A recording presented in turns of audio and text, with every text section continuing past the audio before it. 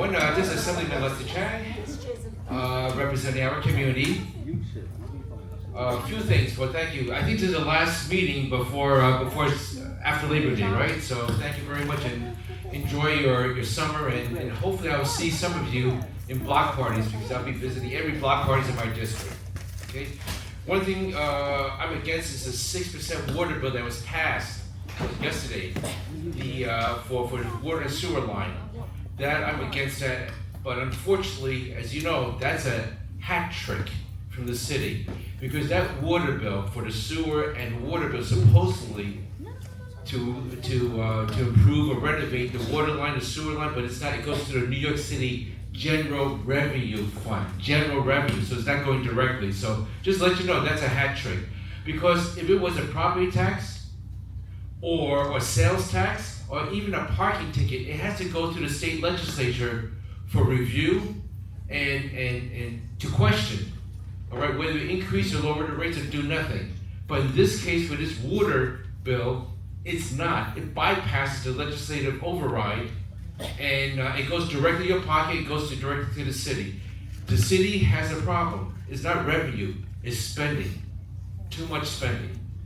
Okay, now, up in Albany, what we have done, there's a lot of good things and a lot of bad things here. Okay, what we do is increase what we call CREST funding. It allows me to hopefully to help a nonprofit for renovation. Now, I don't know how much I'll get on my side, but it's coming up next month, and you'll be first to know. Foundation aid, up 2%, that's for funding after school program.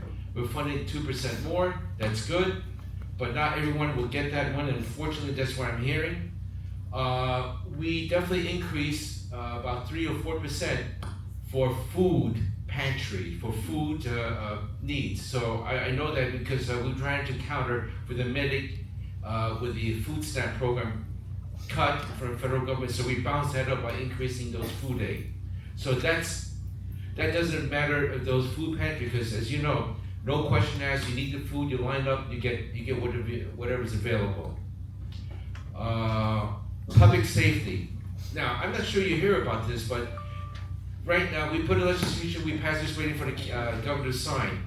That means if you hit certain amount of number of speeding tickets, those red light cameras, or the speeding cameras itself, once you hit a certain threshold, then the state will require you is to put a calming device in your car. Now, how's that implemented? I'm not sure how it is, but that's the whole idea. So those people who are frequently, they pay for whatever tickets, but there's no way that we can enforce it unless you put a calming device in the vehicle. So that's something we passed on that. Something in here is, I sponsored this and I created a committee. One thing to know about this is the preserving a town heritage. Basically, June 16th, we'll be holding a meeting on creating and approving a statue, a Columbus statue at the Knights of Columbus at 86th Street and 13th Avenue. So that's going. Just we have to raise some money, preserving the Italian heritage. It's about time, because the way the woke is canceling out the Columbus. And even the school criteria, the school activity, school calendar do not have Columbus Day. They call it Indigenous Day.